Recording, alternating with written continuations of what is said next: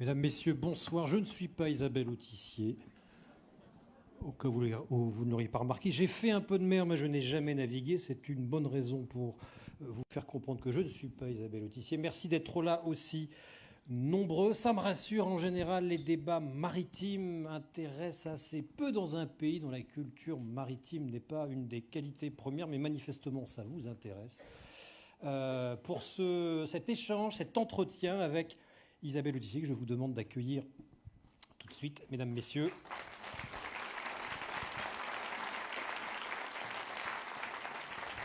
Bonsoir à toutes, bonsoir à tous.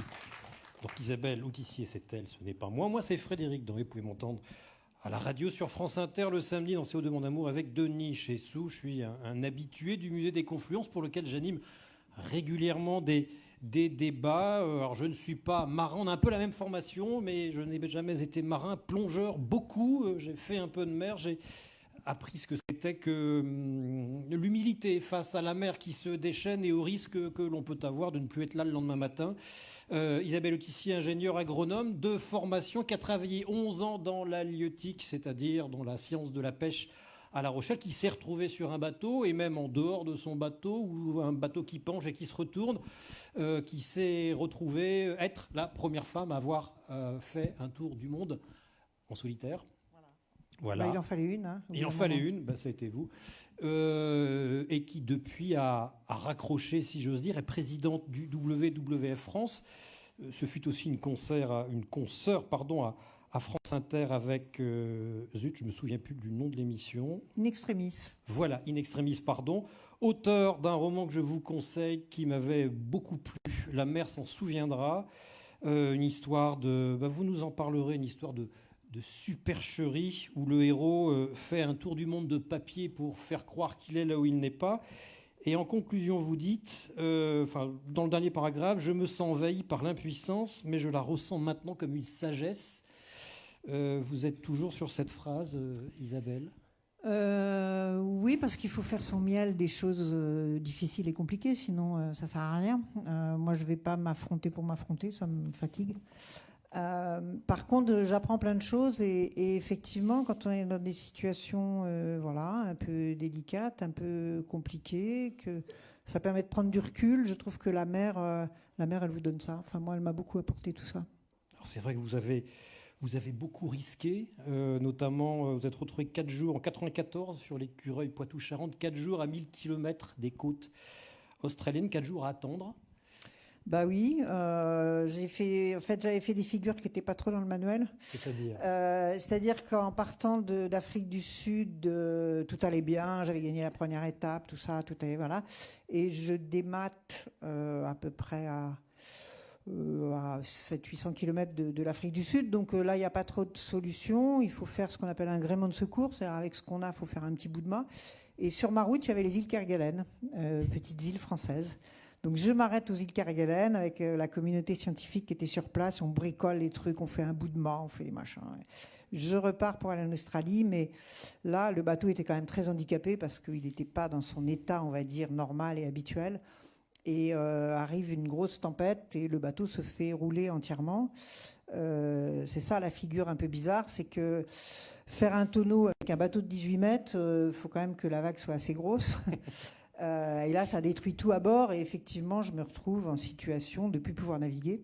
Plus de mât, et plus de toute la cabine arrachée, les safrans, les gouvernails arrachés. Enfin voilà.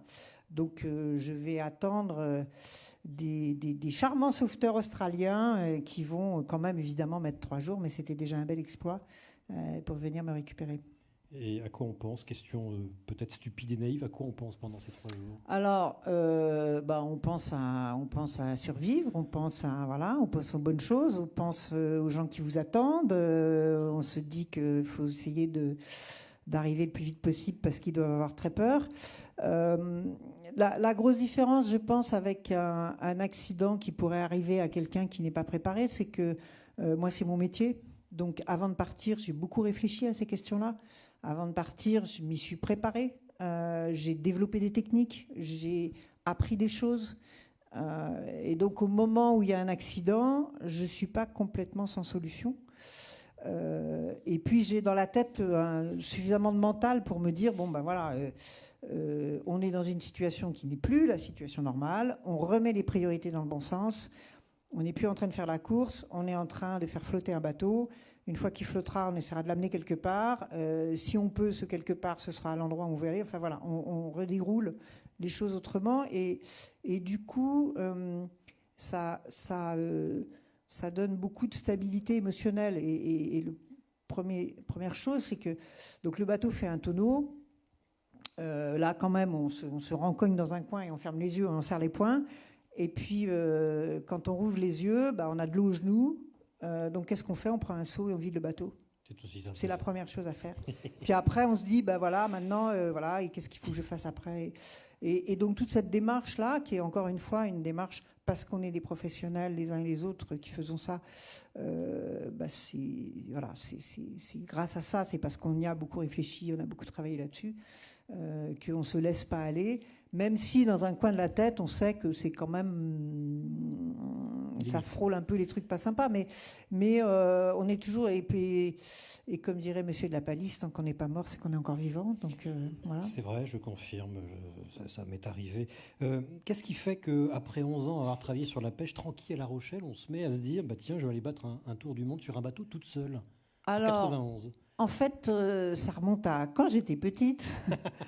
Moi, j'ai eu la chance d'aller en vacances en Bretagne. Je suis une petite Parisienne, enfin banlieusarde d'origine, et d'avoir des parents qui aimaient bien le bateau. On avait un petit dériveur en bois, vous savez, on le peignait tout l'hiver dans le garage, et puis après on l'accrochait à la voiture.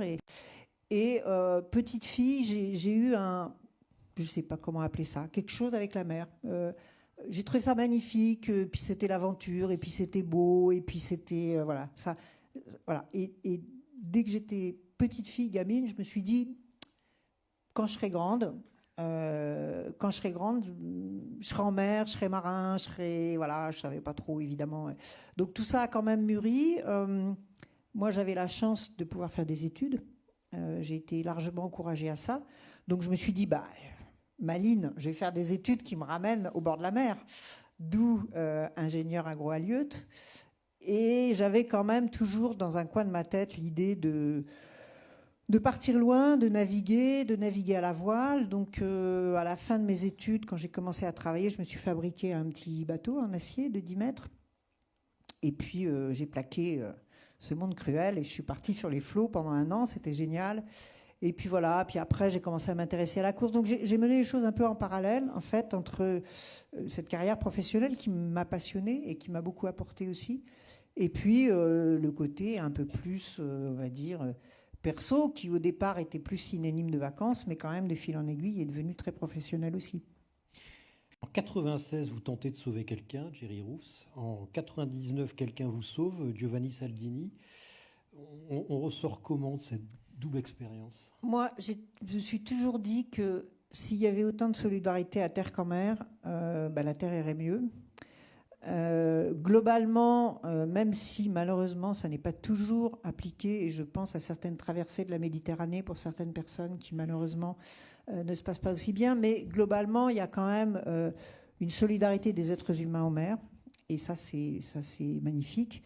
Et quand vous prenez les coureurs qui ont un peu des milles dans les pattes et dans la quille, pratiquement tous, à un moment donné, on s'est trouvé en situation de porter secours, où on a été en situation de demander du secours. Parce que la mer est comme ça, parce qu'on va dans des coins qui ne sont pas toujours bien famés, et que c'est la vie. Voilà.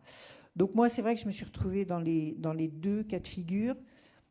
Très honnêtement, j'ai beaucoup plus souffert au moment où je suis allée chercher Jerry Roufs parce que je ne l'ai pas trouvé, pour un tas de raisons, alors pour le coup très techniques, vu les conditions de mer. C'est la pire tempête que j'ai jamais vécue personnellement. Le bateau s'était retourné, vous étiez en contact avec lui? Oui, alors on était en contact, on était à pas très loin, mais pas très loin en bateau, c'était 150 ou 200 km l'un de l'autre. Moi j'ai enregistré 87 nœuds de vent, je ne sais pas s'il y a quelques marins dans la salle, mais c'est quand même assez vigoureux. On peut plus rien faire en fait à ce moment-là, on peut plus gouverner le bateau, on est enfermé à l'intérieur et le bateau il se couche, il se relève, il fait ce qu'il peut et voilà. Sauf que le mien s'est toujours relevé dans le bon sens et celui de Jerry vraisemblablement. s'est mis à l'envers. Et à partir de là, on ne savait plus où il était. Or, chercher un bateau quand vous avez 50 mètres de visibilité maximum, encore 50 nœuds de vent, et que vous êtes dans le sud du Pacifique, au bout de 6 heures ou de 12 heures, c'est vraiment l'aiguille dans la botte de foin, quoi. C'est-à-dire qu'on essaye d'aller chercher, on essaye de... Il y a des gens à terre qui font des calculs, qui vous disent il doit dériver peut-être par-ci, peut-être par-là, ils ne sont plus pas d'accord les uns avec les autres, enfin bon, tout ça est compliqué. Et donc il y a un véritable sentiment d'impuissance. Et ce qui est terrible, c'est de se dire que peut-être il n'est pas si loin que ça. Mais ben, voilà, dans les conditions où on est, voilà, et Jerry, on ne l'a jamais retrouvé. Et je crois que ça, c'est une vraie douleur de la vie, comme on en a tous. Hein, mais voilà. Quand c'est vous-même qui êtes en danger, d'abord, vous savez où vous en êtes, puis vous vous battez. Donc ça a un côté plus positif. Vous n'êtes pas en train de subir, quoi. Enfin, vous subissez des conditions, mais vous avez quand même des objectifs et c'est très différent. Et finalement, moi, les 2 fois où j'ai été quand même un peu limite, j'en ai jamais fait de cauchemar. J'ai jamais, voilà, ça s'est passé. Puis j'ai trouvé des solutions. Et puis il y a des gens qui sont venus m'aider. Enfin voilà, ça s'est bien fini. Et du coup, c'est des moments de la vie, mais voilà, c'est pas des moments négatifs. Après toute votre expérience en mer, la mer, vous la voyez comment? C'est quoi pour vous? Vous ressentez quoi quand vous pensez à la mer? Et vous ressentiez quoi quand vous la voyez sur votre bateau, la mer plate? Quels sentiments vous envahissez? Moi, souvent, j'essaye de... Je dis aux gens, mais quand je pars en bateau, je rentre à la maison, en fait. Je suis chez moi, j'ai l'impression d'être chez moi. C'est pour ça que les gens disent, mais ça, vous n'avez pas peur? Non, quand on est chez soi, on n'a pas peur. Je sais qu'il y a des choses qui peuvent se passer, mais voilà, j'ai quand même beaucoup navigué, donc j'ai développé une familiarité avec la mer qui, au départ, et ça m'importe beaucoup, est basée sur des choses très sensuelles. C'est-à-dire qu'avant tout, pour moi, la mer, c'est une émotion. C'est des couleurs, des mouvements, des odeurs, des pensées, des nuages qui passent, des espèces d'exaltation parfois, enfin des choses très... Et puis, ce que j'aime bien aussi, c'est qu'il y a une couche, entre guillemets, extrêmement intellectuelle. Et que la mer, ça se comprend. Et la météo, c'est une science, et les courants, les vents. Et en rigolant, je dis, moi, quand j'avais 10 ans, je faisais du calcul vectoriel. Moi, je ne savais pas que ça s'appelait comme ça. Mais on faisait des constructions de courants, et c'était des vecteurs. Hein, donc, il y avait quelque chose de très scientifique et de très... et j'aime bien aussi cet aspect de connaissance. Et c'est ça qui m'a amené aussi, d'ailleurs, aux études d'Aliot. Mais j'aime bien arriver à décrypter, à essayer de faire tourner des modèles dans ma tête, de comprendre où j'en suis, d'adapter ma stratégie. Et pour ça, et je trouve que, au fond, c'est pas un hasard si on est une planète bleue, c'est que la mer aujourd'hui, pour moi, il y a 1000 entrées. Il y a 1000 entrées. Vous pouvez voir la mer comme un espace de poésie, de vacances, de guerre, de transport, de science, d'aventure, de tout ce que vous voulez, en fait. Toutes les activités humaines ont une déclinaison maritime. Donc après, vous pouvez vous faire la construction qui vous intéresse à partir de tout ça, quoi. Vous ne l'avez jamais vue, même dans les pires moments, comme une ennemie? Elle ne vous a jamais fait peur? Il y a des moments où on est très tendu, évidemment. Il y a des moments... là où on est plus tendu, c'est quand ça se dégrade et qu'on ne sait pas où ça va finir, quoi. Ça commence à vraiment montrer les dents, et là, on se dit, est-ce que je suis bien préparé? Est-ce que... Voilà. Donc oui, il y a des moments où on est tendu. Après, avoir peur au sens d'être paralysé, honnêtement, pour l'instant, non. Peut-être que ça m'arrivera un jour. Faut rester quand même modeste par rapport à tout ça. Mais je crois aussi qu'il y a... Et la mer, mais la nature d'une manière générale, hein, parce que j'ai pas mal discuté avec des alpinistes et on partage ça. C'est aussi une façon de comprendre qu'il faut arrêter de se prendre la tête, il faut lâcher prise. Alors pour les alpinistes, il ne faut pas trop... Mais il faut lâcher prise dans sa tête. C'est-à-dire qu'on n'est plus les maîtres du jeu. Il faut arrêter. Ici, on n'arrête pas de vouloir être les maîtres du jeu. Quand on est en mer, on n'est pas les maîtres du jeu. Donc on essaye de faire avec les conditions naturelles, on essaye de les comprendre et de s'adapter. Si ça ne le fait pas un jour, ça ne le fera pas. Et c'est comme ça. Et moi, j'accepte ce jeu-là. Parce que ça m'apporte trop, par ailleurs. Donc voilà, il y a un facteur de risque que j'ai toujours essayé de minimiser parce que je ne joue pas du tout à la roulette russe. Mais oui, il y a des moments où il faut lâcher prise par rapport à ces constructions, des fois un petit peu trop structurées, un peu trop mentales, un peu trop volontaristes. On veut faire des choses, on a des objectifs, on a des etc. Et puis après, voilà, des fois on fait autrement.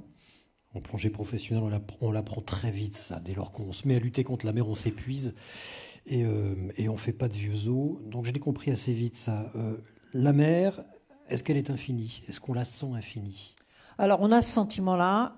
J'allais dire, là on va peut-être dévier sur un autre sujet, mais j'allais dire que malheureusement, ce sentiment amène beaucoup de mauvaises choses à la mer. Mais oui, bien sûr. C'est là où je voulais en venir. La mer, le cosmos au-dessus de sa tête, quand on est couché sur le pont du bateau et qu'on regarde les étoiles, qu'on voit l'horizon à 360, tout ça paraît immense, infini, etc. En fait, c'est un petit grain de sable dans le cosmos, c'est minuscule, et cette idée que la mer est infinie nous a empêchés de prendre conscience qu'on avait un impact réel sur la mer. Alors on commence un peu maintenant, mais pendant très longtemps, on a pensé, par exemple, qu'on pouvait pêcher infiniment de poissons, qu'il y en aurait toujours trop. On a pensé qu'on pouvait infiniment balancer nos poubelles parce que de toute façon, les courants allaient emmener tout ça, je ne sais où. Donc ce manque de compréhension que la mer est finie a entraîné des gros désagréments. Enfin, pour la mer, pour nous aussi d'ailleurs. C'est propre à tout le monde, c'est propre au monde occidental, où il y a une spécificité française à cette non-prise en considération de la mer? Alors, on n'est pas un pays très marin quand même. Non, on n'est pas un pays très marin, mais même les pays très marins, je pense aux Anglais par exemple, se comportent pas très différents de nous. Je pense que c'est très lié à nos mentalités, on va dire judéo-chrétienne. Oui, voilà. On va dire judéo-chrétienne. C'est un peu une facilité de langage, mais de pays développés, etc., où la nature est un objet et l'homme est sur le dessus de la pyramide et mieux que tout et tout le monde. On voit bien que toutes les sociétés n'ont pas pensé leur rapport à la nature comme ça. Et en fait, pour moi, c'est la question de inclusif-exclusif. Il y a beaucoup de sociétés qui se pensent comme appartenant à la nature. Et à partir du moment où on appartient à la nature, déjà, on peut discuter avec les plantes et les animaux, on peut échanger, faire des choses, voilà, avoir des échanges, puisqu'on est dedans. Et puis, évidemment, puisqu'on est dedans, on a une forme de respect, on a une forme de même si, par exemple, dans les peuples cueilleurs-chasseurs, on peut cueillir et chasser, mais on ne cueille et on ne chasse que ce qui vous sert à vous pour survivre, et dans certaines conditions, et d'une certaine manière, etc. Et voilà. Donc, je ne dis pas qu'il faut revenir à la notion de cueilleur-chasseur, mais c'est très différent de l'idée après que l'homme est au-dessus de la nature et qu'il est là pour lui faire rendre des fruits. Et donc pour la mettre, entre guillemets, en coupe réglée, et pour voir la nature comme un outil de production, au fond, puisque c'est essentiellement ça. Et même aujourd'hui, même en termes de beauté, la beauté, c'est un outil de production du tourisme. C'est-à-dire qu'on vous vend des belles mers avec des belles plages, voilà. On résume la plage, la mer à une carte postale. Voilà. Donc en fait, on a cette après. Enfin, je veux pas. Comment dire? Je vais pas chercher à acheter la pierre. C'est comme ça. On a été élevé comme ça. Maintenant, c'est notre responsabilité d'être un peu critique par rapport à cette vision du monde et de vraiment comprendre. Et ça, je pense que c'est central. C'est pas CO de mon amour qui va me dire le contraire, que nous sommes une espèce de la nature et nous faisons partie de la nature et nous n'existons pas sans la nature. Et donc, il faut quand même revenir un peu, sans revenir aux cueilleurs-chasseurs, il faut quand même revenir un peu à un rapport où on n'est pas uniquement dans l'utilisation, mais plutôt dans une sorte de co-construction et d'intégration.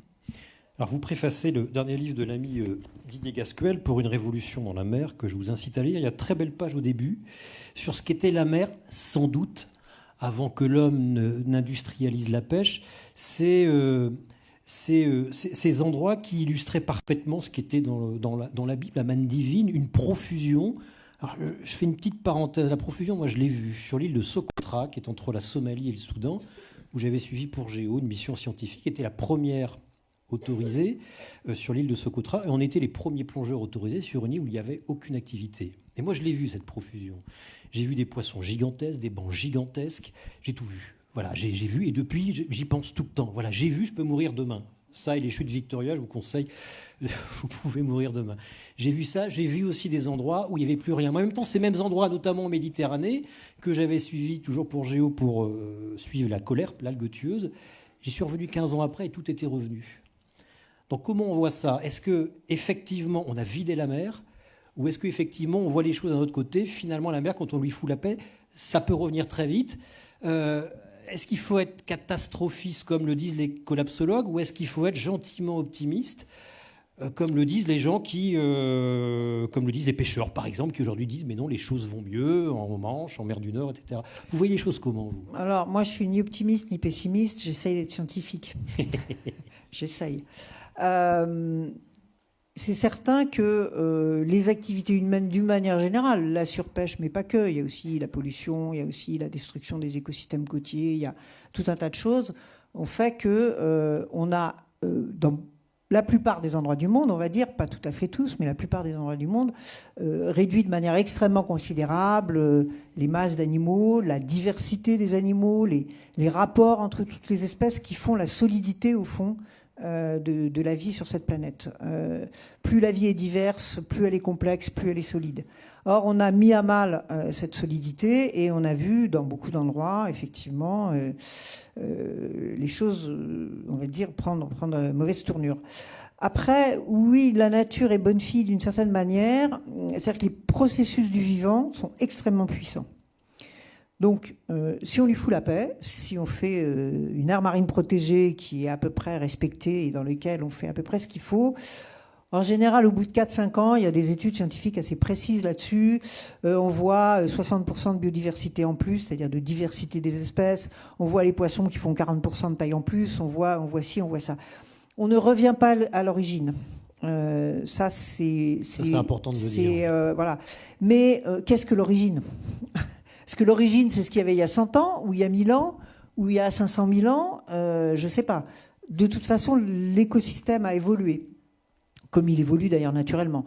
Simplement, à un moment donné, une espèce a infligé vraiment un choc, une violence extrêmement forte sur cette vie. Et si on la laisse repartir, elle va repartir avec peut-être des espèces forcément un peu différentes. On va peut-être en perdre des espèces complètement, définitivement, parce que voilà, c'est trop tard. Il n'y en a plus assez, il n'y a plus assez de brassage génétique, il n'y a plus assez d'individus, donc ça disparaît. Et malheureusement, il y en a beaucoup qui disparaissent comme ça. Et puis on va avoir d'autres équilibres se refaire, et donc on peut effectivement, et ça c'est quand même important, on peut se dire qu'il y a une gestion possible, qui va être une gestion qui va laisser ce pouvoir de la vie. Au fond, la vie, c'est un grand équilibre. Hein. Les déchets des uns sont les aliments des autres, les prédateurs des uns sont, etc. Donc moi, je l'ai beaucoup vu aussi.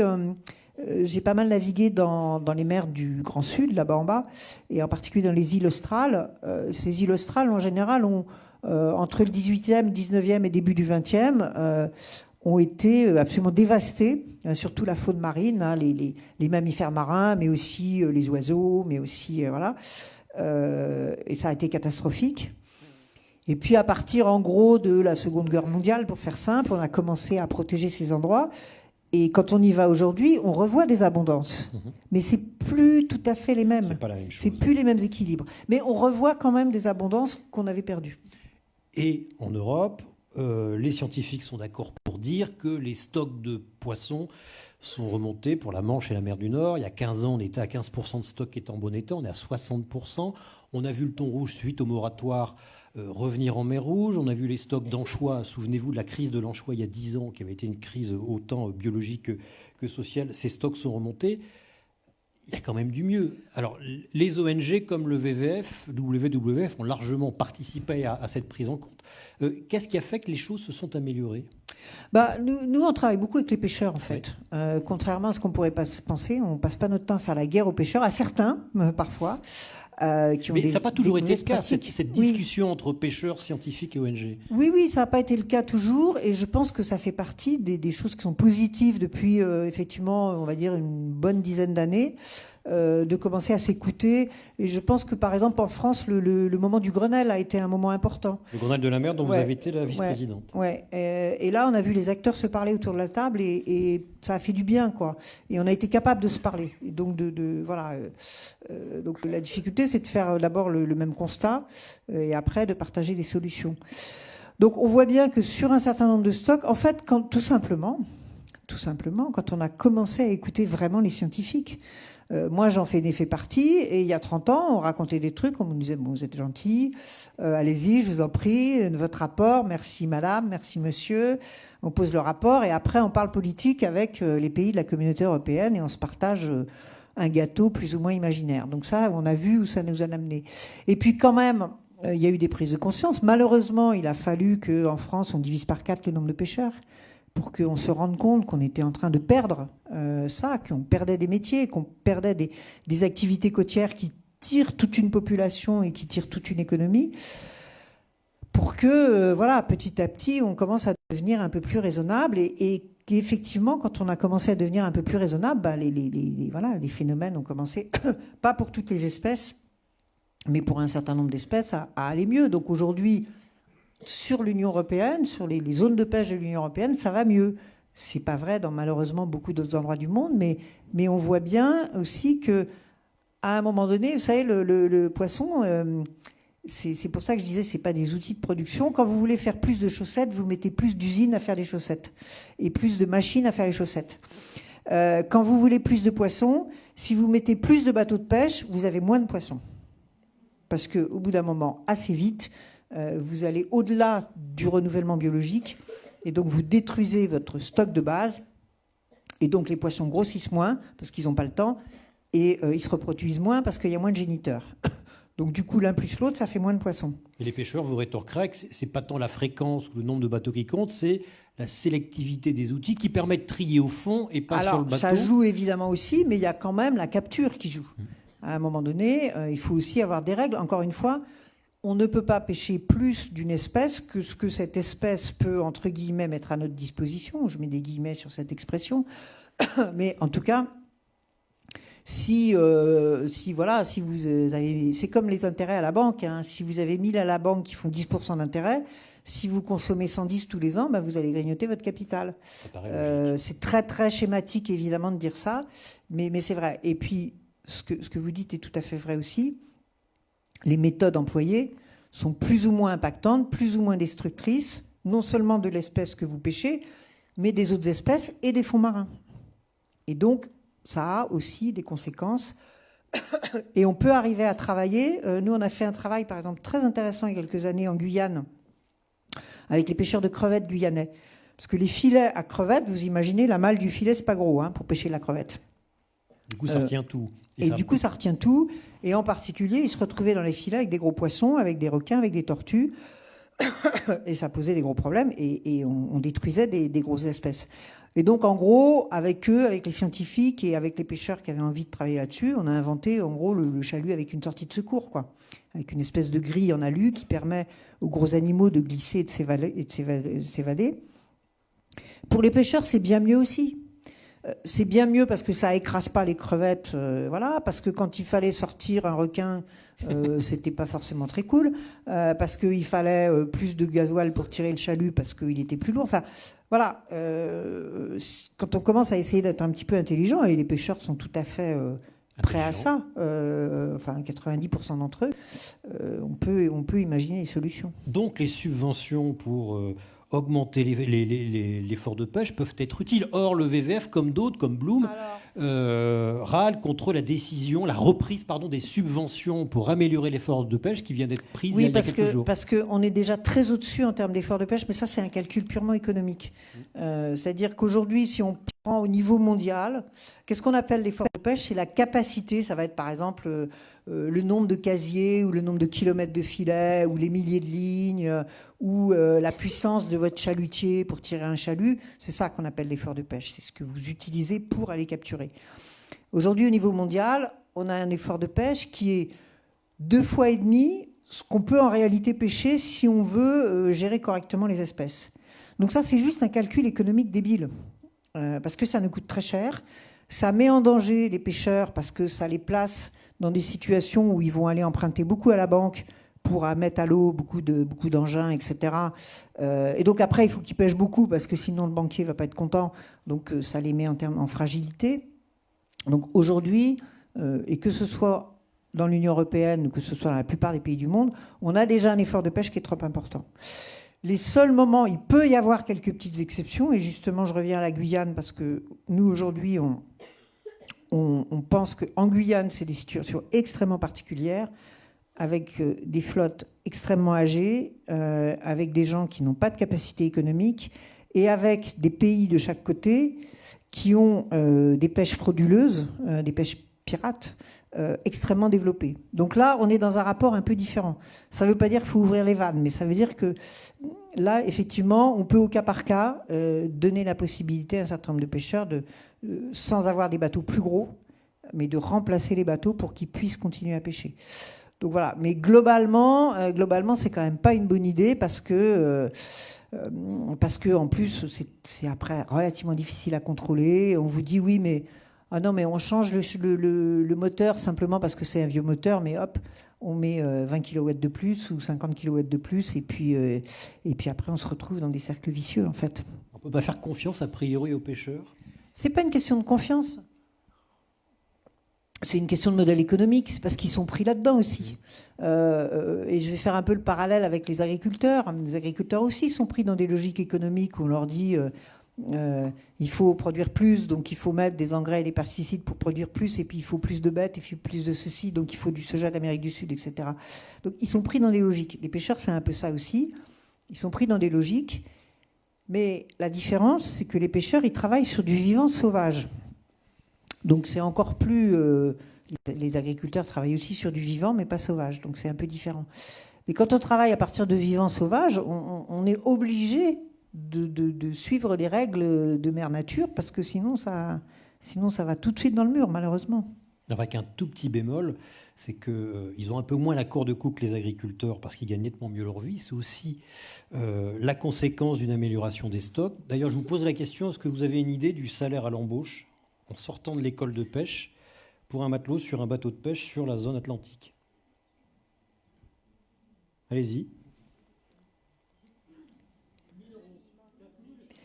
J'ai 1000 ici, 1000. On est à 3000 euros. Et pour un patron pêcheur, on est à 5000 euros, on a 1500 euros en moyenne en Méditerranée. Mais il y a 15 ans, il y a 20 ans, on était en dessous du SMIC. Comme quoi les choses se sont améliorées. Et la qualité du poisson aussi, parce que manifestement, on prend moins dans les chaluts, les poissons sont moins abîmés et se vendent un peu mieux. C'est exactement le principe, c'est qu'il faut moins pêcher pour mieux pêcher et on gagne mieux sa vie. Ils gagnent mieux leur vie, largement. Et d'ailleurs, ils ont du mal s'il y a des candidats ici, en école de pêche, comme disait Hubert Carré, le patron de la pêche en France, ils ont un mal de chien à recruter. Ils râlent parce que les jeunes, soi-disant, veulent le Wi-Fi sur les bateaux de pêche. Ah mais ça, ils veulent pouvoir aller sur Facebook tous les jours. Vous avez le même problème, vous savez, dans la marine de guerre. Ah bon ? Les jeunes ne veulent plus... ils veulent bien faire toutes les armes qu'on veut, mais pas la marine parce qu'il n'y a pas Facebook le soir. Eh oui. Et vous connaissez bien les bâtiments de guerre, vu que vous y promenez en tant qu'écrivain de marine? Alors, j'ai pas encore usé de ma prérogative, mais normalement, je peux, ouais. Orsenal fait beaucoup. Hein. Oui, mais j'irai peut-être un jour, parce que c'est intéressant aussi, c'est des marins comme nous. Hein. Bien sûr. Deuxième petit sujet, enfin pas petit sujet, le plastique. Vous avez vu tous ces films qui circulent. À en croire les réseaux sociaux, il suffit de se mettre sur un surf allongé sur la mer et on ne fait que ramasser du plastique. Vous l'avez vu ça en mer, Isabelle? Alors, en mer, non. Bon, on en voit. Hein. Plus on est près des côtes, d'ailleurs, plus on en voit. On en voit beaucoup sur les côtes, dans les endroits les plus exotiques possibles. Et moi, j'ai quand même un souvenir très frappant d'il y a 2 ans, au nord du Spitzberg. Donc, je ne sais pas si vous voyez où c'est le Spitzberg, mais c'est très, très nord, puisque le nord du Spitzberg, c'est 80 nord, donc c'est vraiment haut. Il n'y a pas un Pékin à 1000 km à la ronde, et c'est absolument jonché de plastique. Les côtes sont un champ de plastique ininterrompu. Est-ce que c'est significatif ou est-ce qu'il y a une courantologie qui fait qu'on ramène? Voilà. C'est les courants. D'un côté, le Gulf Stream, et de l'autre côté, du côté russe, une gire de courant qui ramène aussi les déchets russes. Donc voilà. En mer, de toute façon, en mer, si on voyait les conséquences de ce qu'on fait, on arrêterait tout de suite. Si on voyait comment un chalut détruit les fonds, on arrêterait le chalut. Si on voyait si la couleur de la mer changeait parce qu'elle se réchauffe et qu'elle devenait rouge, on arrêterait tout de suite. Et si on voyait vraiment les plastiques, on arrêterait tout de suite.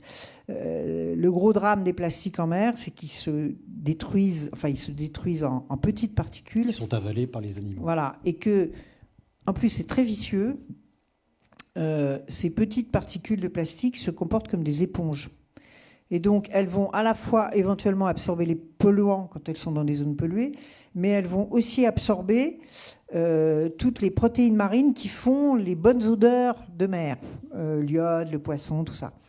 Donc, c'est super pour les oiseaux et les poissons, c'est souvent coloré, c'est de la bonne taille, c'est de la taille du plancton, et ça sent super bon. Donc, c'est pour ça que ça va énormément être consommé par les oiseaux, les poissons et les mammifères marins, parce que c'est très attractif. Et évidemment, après, il y a 2 phénomènes. D'une part, il y a ce qu'on appelle la fausse satiété, c'est-à-dire que les animaux se nourrissent de ces particules de plastique qui les laissent dans l'estomac. Ils ont l'impression d'avoir mangé, mais en fait, ils n'ont rien mangé. Donc, ils arrêtent de se nourrir et ils crèvent de faim. Pour les oiseaux, ça, c'est vraiment classique. Deuxième chose qui n'est pas terrible non plus, c'est qu'au bout d'un moment, c'est métabolisé dans l'organisme, mais que ça reste des produits toxiques. Hein. Si vous essayez de manger du plastique, vous ne serez pas en bonne santé, on est d'accord. D'ailleurs, vous en mangez un peu. Leur faites pas peur. Et donc, voilà, donc ce sont essentiellement des perturbateurs endocriniens. Donc ça s'adapte à toutes les grandes fonctions de la vie, la digestion, la reproduction, le cerveau, la croissance, etc. Donc ça perturbe considérablement la vie marine. Et au final, prenez une poignée de sable là en Méditerranée, qui est la mer la plus proche de chez vous. Regardez bien, vous allez avoir peur. Regardez à la loupe le sel de mer que vous mangez, vous allez avoir peur. Et faites analyser le poisson que vous mangez, vous allez voir aussi qu'il y a des problèmes. Donc aujourd'hui, nous contaminons nous-mêmes parce que nous avons contaminé à grande échelle ces grands écosystèmes. Alors sachez-le, mesdames, messieurs, si vous voulez ne pas vous contaminer aux plus gros perturbateurs endocriniens que sont les dioxines, évitez le poisson au barbecue, les prédateurs, en particulier le saumon, parce qu'ils sont tellement gavés de polluants qu'on a interdit il y a 50 ans, mais qui se sont accumulés, que vous allez brûler des PCB, du DDT, et en plus des bouts de plastique. Ouais. Mais en fait, il faut essayer de... C'est un peu comme les circuits courts. Il faut essayer si vous voulez avoir le moins de problèmes possible, il faut essayer de ne pas manger les poissons qui sont en haut de la chaîne alimentaire. Malheureusement, ils sont souvent assez sympathiques et assez bons. Et il vaut mieux manger les poissons qu'on appelle herbivores, des poissons qui sont en bas de la chaîne alimentaire. Si vous ne savez pas trop, allez voir, je vais faire de la pub pour ma boutique, mais il y a plein d'autres ONG qui le font. Au WWF, vous pouvez télécharger un petit guide qui va vous donner un certain nombre d'idées. Il y a aussi plein d'autres ONG qui font ce travail, donc on essaye de vous aider en termes de consommation pour, d'une part, s'adresser à des espèces qui sont bien gérées, et d'autre part, essayer d'avoir des espèces qui n'ont pas trop accumulé et qui sont donc moins toxiques, on va dire. Alors on va y venir sur les conseils. Moi, j'en ai qu'un à manger du poisson qui a du goût, comme le rouget, des filets de rouget barbé. Il n'y a quand même rien de tel. C'est quand même autre chose que du lieu jaune. Le changement climatique. Premièrement, est-ce qu'on le voit en mer? Deuxièmement, est-ce qu'il est forcément dramatique pour les espèces marines? Alors, on ne le voit pas en mer, puisque je disais tout à l'heure, la mer, elle n'a pas changé de couleur. Quoique ça commence. D'après Publi Nature, voilà. Oui, pour des histoires de plancton, en fait. Des histoires de plancton. Voilà. Mais au grand large, on ne le voit pas. Quand on pêche, on commence à le voir, parce que tout simplement, les espèces, elles migrent vers le nord. Hein. Les espèces, en fait, elles sont inféodées en général à leur nourriture, qui est du plancton. Et le plancton, il a besoin d'une certaine température. Donc quand le plancton migre vers le nord, en général, tout le monde suit plus ou moins rapidement. Et à terre, ça va pas très vite parce qu'un arbre, il fait pas les 100 pas pour cavaler dans le nord. En mer, il n'y a pas de barrière et la plupart des animaux sont mouvants. Donc du coup, ça monte relativement vite vers le nord, puisqu'on considère que certaines espèces de plancton font 50 km par an, et qu'en moyenne, les espèces marines font 50 km à peu près tous les 10 ans. Enfin, c'est vraiment très généraliste parce que ça dépend des espèces. Donc il y a des fois, c'est pas un problème. Parce qu'il y a des fois, on voit arriver des espèces, par exemple, maintenant, on pêche du maquereau au Spitzberg. Bon, avant, il y avait du maquereau que dans le golfe de Gascogne.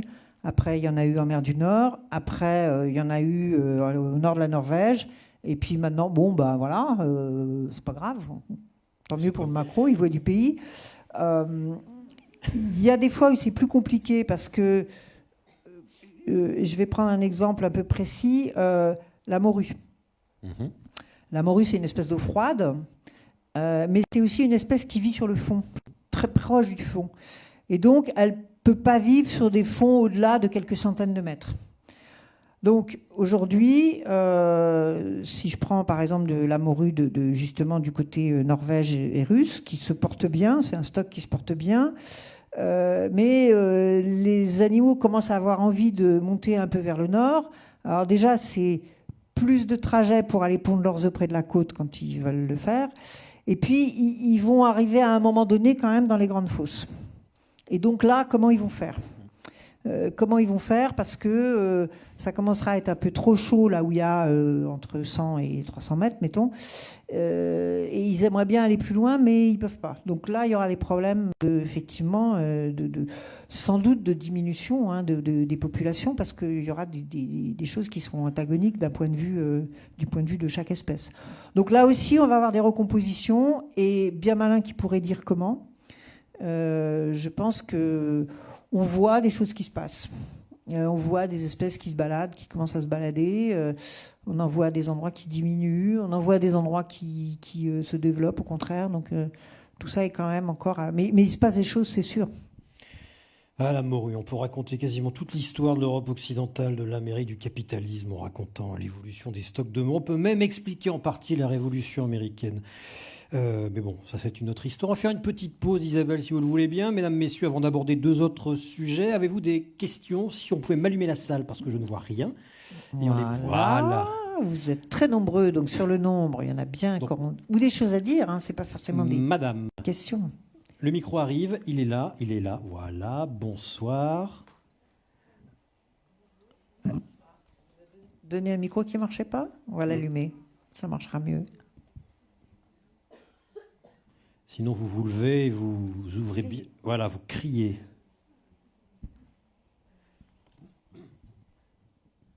Bonjour, enchantée.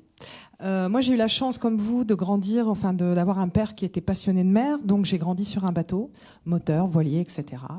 Je sais faire 2-3 petites choses, mais voilà. Ça fait longtemps que maintenant, je suis loin des côtes. Donc voilà. Moi, je suis assez effrayée par le plastique en mer. Je vous avoue que moi, qui ai toujours pêché du poisson petite, j'ai pêché beaucoup d'espèces de poissons à la canne à pêche.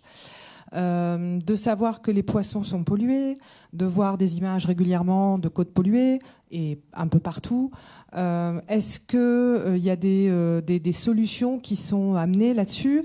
Moi, je parle du principe que si on était rémunéré comme on pêcherait le poisson, si on pêchait le plastique et qu'on rémunérait les gens, peut-être qu'on aurait un modèle économique.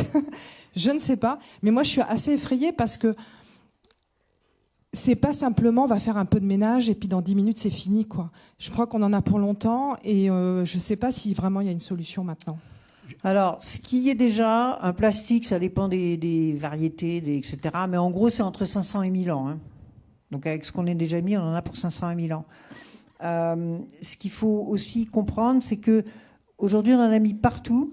Il n'y a pas longtemps, il y avait une étude scientifique où ils sont allés pêcher des petites crevettes à 10 000 mètres de fond et elles avaient du plastique dans leur organisme. Quoi. Comme les polluants organiques persistants qu'on retrouve partout Oui. Dans le monde. Donc après, les solutions, de mon point de vue, il y a les bonnes et les mauvaises. On va éliminer les mauvaises. À mon avis, les mauvaises, c'est l'idée d'aller rechercher le plastique en mer. Prenez un râteau et commencez à ratisser la France. Il y en a pour un moment. Il y en a pour un moment. Et vous allez mettre 40 ans. Et quand vous aurez fini au bout de 40 ans, de toute façon, on en aura remis autant ou plus. Donc, vous pourrez recommencer. Donc, les bonnes, Isabelle. Donc, je pense que les bonnes, c'est qu'il faut arrêter avec le plastique. En tout cas, il faut arrêter, peut-être pas avec tous les plastiques, parce que ça a des avantages aussi parfois. C'est un matériau extraordinaire, dont on fait ce qu'on veut, qui est pas cher, etc. Mais il faut vraiment qu'on arrête, nous, avec tout ce qu'on appelle les plastiques à usage unique, les plastiques qui servent quelques minutes ou même quelques heures, ou voilà, tous ces suremballages, c'est extraordinaire, hein, là, quand on voit on est toujours sur un trend énorme, c'est-à-dire qu'on consomme de plus en plus de plastique dans le monde, mais on a une progression de 40%, quoi. C'est complètement dément. On utilise de plus en plus de plastique, on n'est pas du tout raisonnable. Donc là, personne n'a la solution, mais tout le monde en a un bout. Les États ont un bout de la solution, parce qu'ils peuvent interdire ou autoriser des choses, ils peuvent avoir des incitations fiscales pour faire des choses ou pas les faire. Donc ça, c'est leur responsabilité. Nous, on voudrait, au WWF, on porte beaucoup l'idée qu'il faudrait qu'à minima, il y ait une conférence internationale de ce niveau-là, au niveau international, pour prendre des engagements, pour faire des choses ensemble. Donc il y a cette sphère-là. Il y a la sphère des industriels, des gens qui nous fournissent ces plastiques et qui ont engager des processus et des procédés qui utilisent le plastique parce que c'est moins cher que le verre, parce que c'est plus facile, parce que c'est ceci, parce que c'est cela. On a des très bonnes raisons de le faire. Mais à un moment donné, il faut aussi que ces gens-là soient responsables et prennent des décisions de production pour arrêter d'utiliser ces choses-là. Et puis, il faut que nous, évidemment, nous, les citoyens, les consommateurs, on vote avec notre porte-monnaie et que, par exemple, on s'oriente sur le vrac, on fasse les choses autrement. Et je ne vois pas comment on peut uniquement pointer un des compartiments du jeu. Je pense qu'on peut aussi parler des collectivités, de la façon dont les collectivités organisent, etc. Dernière chose que je voudrais dire sur le plastique... pour l'instant, il y a extrêmement peu de plastique recyclé. Et de toute façon, le plastique qui est recyclé aujourd'hui, le plastique recyclé n'est pas fait de 100% de plastique recyclé, mais de quelques pourcents, maximum 20-25.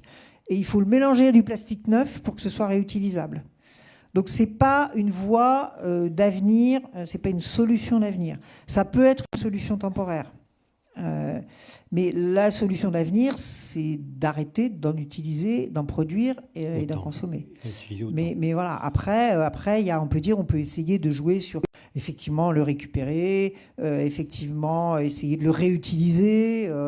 Moi, je navigue souvent en Norvège. Ils ont dans les supermarchés norvégiens, il y a des grandes machines à l'entrée là. Et vous ramenez vos bouteilles et puis il y a un tri de bouteilles plastiques par taille de bouteille et puis ça vous donne un petit ticket pour faire vos courses. Bon, voilà, c'est petit, mais c'est une façon de réutiliser le recyclage dans une certaine mesure, mais le recyclage n'est pas non plus une solution. Et la dernière solution qu'on utilise, c'est de le brûler. On peut faire de l'énergie. Donc ça aussi, c'est moins pire que de l'enfouir, mais c'est pas terrible non plus. Non, il faut des cheminées bien traitées, bien filtrées pour éviter de balancer la dioxine. Il est où votre bateau à quai ? Mon bateau, il m'attend à Tromsø, au nord du cercle polaire. Et c'est un quoi ? C'est un bateau en aluminium qui a 35 ans. C'est un vieux bateau qui, je pense, m'enterrera parce que l'aluminium, c'est un peu polluant à fabriquer au début. Mais alors ça, par contre, ça va durer 3 générations encore, je pense, minimum, s'il est bien entretenu. En tout cas, c'est un bateau qui fait une quinzaine de mètres et qui est extrêmement marin, extrêmement solide pour aller dans les glaces et qui sont le genre de navigation que j'aime bien pratiquer maintenant. Oui, c'est des coques très rondes qui peuvent lui permettre de monter sur la glace, c'est ça? Non, il n'a pas été conçu pour ça. Faut pas que je me fasse prendre, quoi. Faut se sauver avant. C'est courage fuyant de temps en temps. Mais le plastique, c'est terrible. Hein. C'est le deuxième symbole de la mondialisation que le porte-conteneur. Si le plastique s'est aussi développé, c'est parce qu'il a permis d'oublier les caisses en bois, les caisses en métal, les emballages en verre qui étaient très très lourds. Et les poids à un coût dans les transports. En tout cas, il y a aussi autre chose, c'est qu'il ne faut jamais oublier que tout finit un jour à la mer et dans le désert. Moi, j'ai trouvé des sacs plastiques en plein milieu du Sahara. Je ne sais pas ce qu'ils foutaient là, mais en tout cas, ils étaient là. Tout finit un jour dans le désert et en mer. Mesdames, Messieurs, a-t-il d'autres questions, remarques? Oui, Madame, Mademoiselle, je vous vois à peine. Vous avez un pull, vous avez une marinière. C'est très bien. J'ai mis ma plus belle marinière pour vous ce soir. Bravo. Bonsoir. Bonsoir à tous et merci d'être là ce soir pour nous faire part de votre expérience. En fait, si vous voulez, moi, je suis plusieurs associations, dont Sea Shepherd, Bloom, WWF. Je suis une jeune maman. J'ai eu la chance de faire un tout petit peu de plongée à La Réunion et en Australie et de m'émerveiller par ce que j'ai vu, la biodiversité du monde marin. C'est vrai que je projette peut-être des choses à travers mon enfant et de ce qu'elle va pouvoir découvrir, en fait. Et moi, ça m'effraie. Alors certes, certaines associations peut-être caricaturent que l'océan va être vide d'ici 30 ans. Mais moi, je me pose vraiment la question de ce qui va en être. Et est-ce que vous pouvez nous donner une vision un peu globale, sachant que vous nous parlez des stocks dans l'océan et la mer autour de l'Europe, qui semblent être bons. Mais est-ce que vous pouvez nous faire un résumé, on va dire, de la situation mondiale et de ce qu'il en est? Vous voulez te rassurer ou pas, en fait? Non, je suis quelqu'un de réaliste, je suis biologiste à la base, donc pareillement scientifique. Mais c'est bien, justement, de peut-être pas être complètement influencé par les discours alarmistes de certains. Et de se faut dire... pas adhérer à Sea Shepherd parce que c'est... Non, ouais. Mais je pense que c'est une source d'information qui peut être aussi bonne. Isabelle. En fait, il faut écouter ce que disent les scientifiques. Hein. Je crois que c'est la meilleure chose à faire parce que les poissons, ils vont les compter. Hein. On fait ce qu'on appelle des campagnes de recrutement. Moi, j'ai fait ça dans une vie antérieure. Donc, on va compter les petites larves et puis les poissons et tout ça, les tailles, les machins. Donc là, on a quand même... Pas pour toutes les espèces, parce que c'est très varié, mais on a quand même une assez bonne idée. En gros, il faut savoir qu'aujourd'hui, il y a à peu près 85% des espèces commerciales qui sont ou surexploitées ou à la limite de la surexploitation. Après, il y en a 10-15% qui sont bien gérés, puis il en reste 3% où on pourrait y aller plus fort. 3 à 5%. Donc vous voyez qu'on n'est aujourd'hui pas du tout dans une situation brillante. Maintenant, encore une fois, à chaque fois que ça a été fait, et souvent ça a commencé dans les pays industrialisés qui ont commencé à réfléchir à leurs pratiques et qui ont commencé à mettre en œuvre et qui avaient les moyens aussi de mettre en œuvre des politiques. Donc je pense à l'Europe, mais je pense aussi aux États-Unis, au Canada, à un certain nombre de pays comme ça, à l'Australie, dont vous parliez. On voit qu'on peut faire quelque chose. On n'est pas sans solution, et quand on met ces solutions en œuvre, on voit qu'il se passe vraiment quelque chose. Donc la situation n'est pas désespérée, elle n'est pas bonne. Si on continue comme on fait, elle va devenir vraiment critique, et il y a un moment donné où de critique on passe à désespérer, hein, parce que quand il n'y a plus assez quand un groupe animal n'est plus assez important, il n'y a plus assez de brassage génétique, il n'y a plus assez, et là on a un effondrement de l'espèce, donc ça pourrait finir comme ça. Mais c'est pas écrit encore. C'est pas écrit. Et moi, je vais vous dire un truc, ça va peut-être pas vous faire plaisir, mais on mange trop de poissons, nous, les Français. 3 fois plus que ce que voilà. le WWF recommande. Voilà. 33 kilos, il en faudrait 11. Tout simplement, 3 fois plus que ce que si on prend la moyenne des captures, allez, à la louche, 100 millions de tonnes, si on divise par 7,5 milliards de personnes, ça vous fait la ration moyenne annuelle par personne, d'accord? Et bien nous, on en mange 3 fois plus. Donc, quelque part, soit on encourage la surpêche, soit on mange le poisson que d'autres peuples ne peuvent pas manger. Je suis désolé, hein, c'est un peu brutal, mais voilà. Donc, Mangez du poisson, mais pas plus d'une fois tous les 10 jours pour les poissons sauvages. Choisissez bien les espèces que vous voulez. Faites-vous un super plaisir à en manger. C'est très bon pour la santé. Mais soyez raisonnable parce que voilà. Parce Et que globalement, sinon... on mange quoi? Moins de poissons prédateurs, on a bien compris, ou alors de l'anchois, du maquereau, du poisson à... Oui, voilà. Alors en se général, reproduit les poissons donc herbivores, donc comme effectivement le maquereau, la sardine, l'anchois, le mulet, toutes ces espèces, le chinchard, toutes ces espèces-là sont des espèces qui vont directement manger du plancton végétal. Donc le coefficient de transformation est plus direct, on va dire, que des espèces supérieures comme le saumon, le bar, la truite, toutes ces espèces qui, elles, vont manger des petits poissons qui eux-mêmes ont mangé du poisson, qui eux-mêmes ont mangé du plancton. Donc où on a quand même des chaînes alimentaires où à chaque fois, bien sûr, on a une déperdition, entre guillemets, en termes d'énergie et en termes de ressources. Donc voilà, alors je ne vous dis pas de jamais manger. Faites-vous plaisir à Noël, faites-vous un super bar, c'est très bien. Mais n'en mangez pas toutes les semaines. Voilà. Est-ce que nos amis, madame, peuvent faire confiance au label MSC?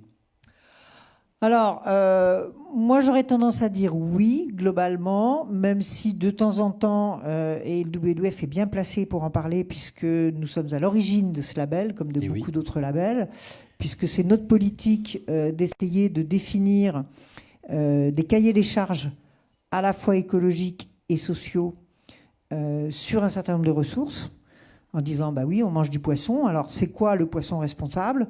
Bah, c'est tel et tel critère, et puis socialement responsable, c'est tel, voilà. Et puis après, on essaye d'appliquer ça et d'entraîner tout le monde. Voilà. Donc je dirais que sur MSC, ça fonctionne globalement bien, sur 80-90% des espèces labellisées. Il y a quelques pêcheries où ça pose encore problème. Où, bon, vous n'aimez pas la pêche au hockey en Nouvelle-Zélande? Voilà, par exemple, c'est une espèce où la certification a été accordée, à notre avis, un peu rapidement.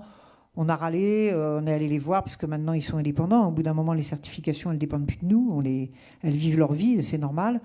Bon, voilà, donc on a des fois encore des points de friction. Mais globalement, si vous faites vos courses et que vous êtes paumé, bah, cherchez le petit logo ovale bleu avec un petit poisson blanc dessiné.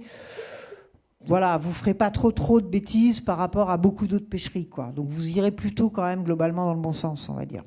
Vous le voyez aussi sur les boîtes de thon, MSC, c'est surtout là-dessus. Oui, il y en a sur plein de choses, et vos poissonniers savent très bien d'ailleurs les espèces qu'ils ont à l'étalage, qui ont le label ou pas. Mesdames, messieurs, donc madame à gauche. Bonsoir. Bonsoir madame. Merci à tous deux. J'ai suivi à plusieurs reprises et assez fidèlement vos interventions sur les radios. Et j'ai bien aimé votre introduction, madame Autissier, quant à la perception que laisse la mer en nous. Moi, je suis sur Lyon depuis des années. Je suis née à Toulon parce que j'avais un père militaire qui a fini sa carrière capitaine de frégate, mais on pratiquait la voile dans la rade de Toulon et puis le golfe de Saint-Tropez. Et je ressens certaines évocations d'eau, parfois tout à fait impromptues, me rappellent l'odeur des galets, le bruit et la teinte de la mer. Donc génétiquement, je crois qu'on est imprégné et j'ai pris beaucoup de plaisir. J'y ai vécu 18 ans, je suis sur Lyon. Mais vous devez être malheureuse à Lyon alors? Non, je retourne de temps en temps dans le Midi, mais c'est plus les mêmes rapports parce que je suis née les pieds dans l'eau à 10 mètres de la mer et donc vous avez fait une intervention et des interventions sur la radio que j'ai beaucoup appréciées. Et là, vous avez beaucoup parlé de la faune. Est-ce que vous allez nous entretenir de la flore sous-marine? Dans quel état est-elle par rapport à la faune, par rapport à son devenir? Alors voilà, les algues, les planctons. Le plancton, les algues. Oui, non, mais vous avez raison, ça fait partie de toute façon des paysages. Alors moi, je suis plutôt sur l'eau que dedans, à la différence de mon voisin. Mais ça, je sais pas, ça doit être. Moi, quand je suis dans l'eau, c'est que ça se passe pas bien. Hein. Mais moi, je suis bien que dans l'eau. Moi, la surface me fout la trouille. Donc sûrement beaucoup moins d'expérience et d'habitude de voir les fonds et les grands fonds. Et par contre, pour moi, ça fait vraiment partie du milieu. C'est-à-dire, quand on arrive sur une côte, il faut qu'il y ait des algues, quoi. Il faut qu'il y ait, ou même si l'eau est claire, il faut qu'on puisse voir les posidonies, par exemple, en Méditerranée, où ça fait complètement partie. Ce que vous dites m'évoque aussi quelque chose qui, pour moi, est très important. C'est qu'on peut se faire super plaisir avec la mer avec très peu de moyens, avec des tout petits bateaux et en partant pas longtemps en mer et en se faisant juste un vrai plaisir, quoi. On n'est pas obligé d'avoir des grands bateaux, de faire des grands tours du monde et tout. C'est vrai que ça a aussi beaucoup de plaisir, mais voilà, moi j'ai des souvenirs de gamine. Franchement, on avait notre petit dériveur en bois, on allait sur l'île d'en face et on naviguait 2 heures et c'était génial, quoi. Donc ça, c'est aussi quelque chose d'important, je trouve. Moi, je suis un mauvais marin. Les bateaux à voile me font peur. Je n'aime que les bateaux avec des gros moteurs. Ça va être bientôt fini, courage. Ce qui ne m'a pas empêché parfois de me demander si j'allais passer la journée lors d'une tempête au Soudan où voilà, en pleine nuit, le bateau se rapprochait dangereusement d'un récif et les moteurs n'arrivaient pas à redémarrer. Et dans ce cas, on est content d'avoir un petit équipement de plongée prêt à sauter. Sauf que là, on se dit, mais une fois que je suis dans l'eau, qu'est-ce que je fais? Où est-ce que je vais? Parce que ce n'est pas sur les côtes du Soudan qu'on va être accueilli convenablement. Mesdames, messieurs, y a-t-il encore... Oui. Il y a une question. Attendez, madame, voilà le micro. Bonsoir, madame. Bonsoir. Moi, j'aimerais avoir votre avis sur les poissons d'élevage, parce que quand vous parlez de bar, en général, on n'achète pas un bar sauvage, aussi quand on est en Bretagne, etc. Mais par exemple, à Lyon, quand vous allez sur les marchés, et puis ça se développe énormément. Si vous voulez, c'est plus de l'élevage que du sauvage. Est-ce qu'on peut avoir un bon élevage? On accuse justement, en fonction d'utiliser du poisson pêché en mer. Les aquaculteurs disent que ça a baissé beaucoup la part de farine animale liée au poisson. Alors, quel est votre avis déjà, là-dessus? ce qu'il faut savoir, c'est qu'en gros, c'est un poisson sur 2 qu'on mange aujourd'hui. C'est-à-dire que, étant donné que la pêche a stagné, voire a régressé, puisqu'on a été en surpêche, et que l'appétence des humains pour le poisson n'a fait que grandir, et puis le nombre d'humains aussi, forcément, ça a fait qu'on a beaucoup développé la pêche. Alors, on continue à avoir quand même la pratique dont vous parlez. Ça s'appelle la pêche minotière, c'est-à-dire qu'on va pêcher n'importe quoi, de n'importe quelle taille, n'importe comment. On fait de la farine, et cette farine sert à nourrir les animaux d'élevage, qui en général, d'ailleurs, sont des poissons carnivores, parce que c'est souvent les poissons qui coûtent le plus cher, donc c'est rentable de les avoir en élevage. Donc évidemment, ça c'est une très mauvaise solution, puisqu'on va détruire des fonds et des animaux qui peut-être auraient pu grandir dans la mer, tout simplement, et pourquoi pas être pêchés après. Voilà. Alors, ça reste encore très majoritaire, et puis souvent, les élevages, et en particulier par exemple les élevages de crevettes, sont des catastrophes environnementales dans les pays d'Asie dans lesquels c'est pratiqué la plupart du temps. On dépend d'un mangrove souvent. Voilà, on va couper la mangrove, on va complètement modifier les écosystèmes côtiers pour implanter des cages avec la nourriture qui est balancée avec des tourniquets dont les 3/4 tombent au fond parce que les animaux, là c'est vrai aussi pour les saumons d'ailleurs, les animaux ne prennent pas assez vite. Donc vous avez des fonds, moi je l'ai vu en allant sur des cages au Chili, où sous les cages, vous avez 2 mètres de vase noire et morte. Parce que, à la fois, les déjections des animaux et cette nourriture qui n'est pas consommée s'accumulent dans les fonds, elle pourrit, elle absorbe l'oxygène en pourrissant, et elle crée des grandes zones mortes, donc des fjords entiers qui meurent, dans lesquels il n'y a plus de vie. Donc ça, évidemment, c'est des conséquences, on va dire, extrêmement toxiques des élevages. Alors, il y a plusieurs types de solutions.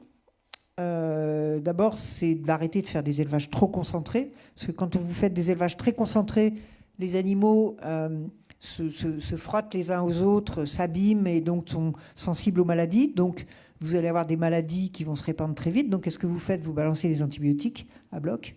Donc ça, c'est pas terrible. Donc des élevages moins concentrés, si possible aussi des élevages extensifs. Deuxième chose, ce que vous allez apporter comme nourriture aux poissons. Alors, on commence à travailler, par exemple, sur des pellets végétaux pour nourrir les animaux, où ça va remplacer la farine de poisson.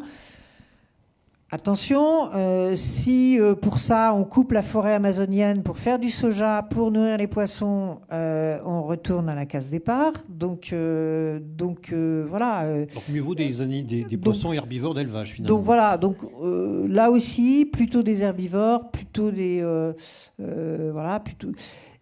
Tout est une question. De toute façon, comme très souvent dans nos problèmes environnementaux, c'est l'excès qui nous conduit à des impasses écologiques. C'est pas le fait de faire telle ou telle chose, c'est le fait de le faire en masse, en grande quantité, et à ce moment-là, ça produit des conséquences extrêmement désastreuses. Donc aujourd'hui, alors madame, pour essayer de répondre un petit peu plus à votre question, il y a aussi un label qui s'appelle ASC, donc Aquaculture Stewardship Council, qui est l'équivalent de MSC pour l'aquaculture. Donc vous pouvez vous référencer à ça. Il y a des élevages bio. Je ne sais pas jusqu'où, je ne connais pas, mais enfin bon, il y a des élevages en tout cas labellisés bio. Donc voilà. Et encore une fois, c'est une question de niveau de consommation. Je pense que vous avez tous, en faisant vos courses, par exemple à Noël, et en cherchant un bon saumon à Noël, vous avez quand même tous vu ce que c'était que la qualité du saumon d'élevage. Vous avez des poissons dont la chair est d'un rose un peu maladif avec plein de gras blancs au milieu. Ça, vous pouvez tout de suite éviter. Et puis, vous voyez que vous avez quand même des gens qui travaillent mieux. C'est souvent plus cher, c'est toujours plus cher, mais avec des chairs qui sont fermes, qui sont voilà. Donc faites aussi marcher votre jugement. Petit sondage, qui ici mange du poisson régulièrement, mettons une fois par semaine? Ah oui, quand même. Voilà, donc il faut un petit peu moins. Hein. Faites-lui 10 jours. Qui mange, parmi vous tous, mesdames, messieurs, qui s'adonne au trio habituel, saumon, bar, cabillaud? Ou alors vous mangez autre chose? Ah, maintenant vous êtes tout seul. Il n'y en a pas beaucoup. Si, non, il y en a quelques-uns. Là, c'est bon, hein, on est d'accord. Hein. Bon, qui prend du rouget, là, du filet de rouget? Ici, Méditerranée, il y a quand même... Il y a des esthètes. Deuxième question, qui plonge? Quand même. Oui, enfin bon. Des collègues? Il y a des petits collègues. Et qui fait du bateau? J'ai encore plus de collègues, moi. Hein. Alors la France est le seul pays au monde où quasiment tous les gamins, via les écoles, ont fait du hobbycat, où on fait un peu de plaisance. Oui, plus ou moins, surtout sur les côtes, ouais, quand même. Mais, on est quand même, on est un pays incroyablement maritime. Hein. On l'oublie, c'est ce que vous disiez à l'entrée de la conférence. On est le pays qui a le deuxième espace maritime au monde, juste derrière les États-Unis. On est le pays qui a des espaces maritimes dans tous les océans du monde. Et là, on est le seul. On est le pays qui a une puissance scientifique marine extrêmement forte et reconnue dans le monde entier, qui a une marine de guerre et de commerce aussi d'ailleurs extrêmement reconnue dans le monde entier, qui a quelques skippers qui se débrouillent pas trop mal, Donc on a beaucoup d'atouts maritimes, mais quand on se retourne, on se sent un peu seul des fois. Je fais allusion par exemple à la négociation sur la haute mer en ce moment. Je voulais y venir. Voilà, c'est très bien. Donc la haute mer, vous voyez à peu près ce que c'est la haute mer? Où s'arrêtent les eaux territoriales, les eaux sur lesquelles... Allez, on va faire un petit quiz. Il y a une souveraineté. Jusqu'à combien de kilomètres des côtes? À combien de kilomètres des côtes s'arrêtent les eaux territoriales? 3000 ici. Qui dit mieux? Je crois que j'ai entendu la bonne réponse. 12 000. Bravo. Bien. 12 000, c'est chez nous. C'est la France, avec le drapeau. Après, jusqu'où va la limite de ce qu'on appelle la zone économique exclusive, c'est-à-dire les eaux sur lesquelles la France a autorité pour la pêche, pour les transports, etc. 200 000, bien. Bravo. Ils sont bons, hein. Ils sont pas mauvais. Ils sont pas mauvais du tout. Et au-delà des 200 000, qu'est-ce qui se passe? Et Voilà. qu'est-ce que c'est les eaux internationales? Voilà. C'est la foire d'empoigne des eaux internationales. Pas de souveraineté, pas de Voilà. responsabilité. Si vous voulez tuer quelqu'un, il faut aller sur les eaux internationales. Voilà. Mais ça dépend du pavillon du bateau sur lequel vous tuez Oui, quelqu'un. il faut le balancer en Voilà. dehors du bateau. Il Voilà. faut que le cadavre, surtout, ne reste pas sur le bateau. Et donc, il y a une discussion en ce moment pour... Voilà. En fait, la haute mer, donc au-delà des 200 000,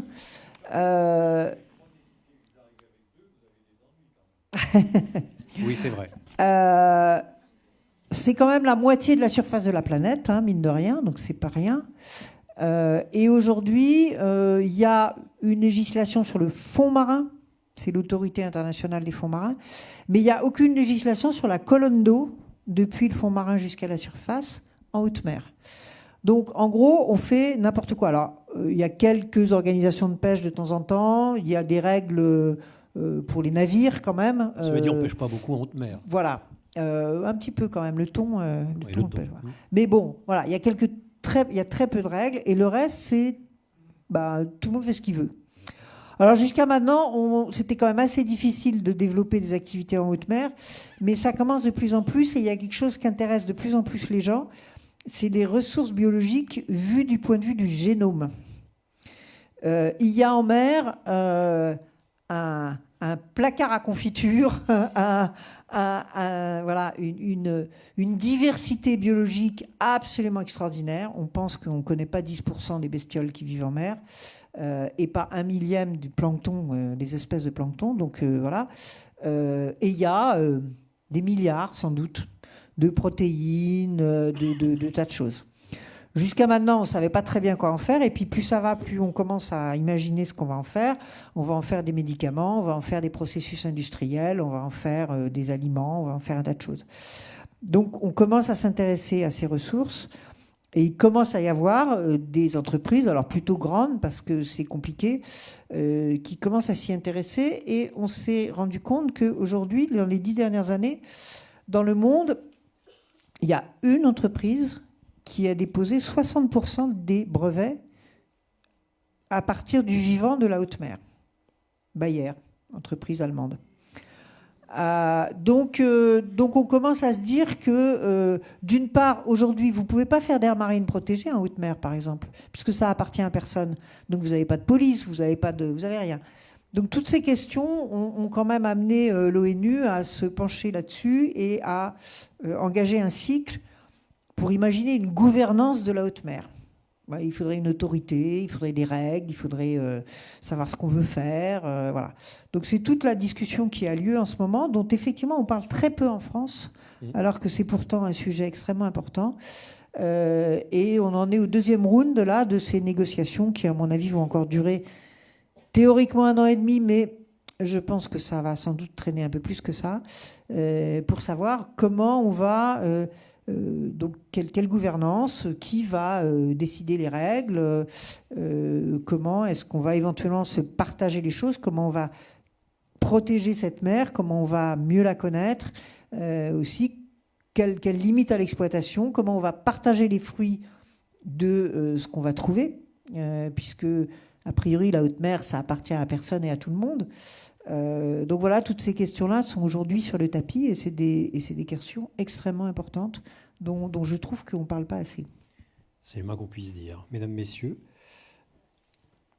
je ne vous vois pas. L'essentiel, c'est que vous m'entendiez, c'est pas grave. Bonjour. Ah, pardon, monsieur. Donc, monsieur, ensuite madame. Allez-y. Bonjour. J'ai peur d'être un peu hors sujet, mais est-ce que vous vous intéressez aussi à toute la partie eau douce, puisque c'est quand même par l'eau douce qu'elle arrive dans la mer et qui arrive beaucoup de saleté, beaucoup de cochonneries. Les ressources halieutiques aussi de mer, de rivières sont pas terribles. Quand vous êtes à Lyon, que vous promeniez sur les bords du Rhône ou de la Saône, on vous dit qu'il est interdit de consommer le poisson qui est pêché dans les deux rivières. Donc, est-ce que vous avez aussi une action au niveau de l'eau douce ?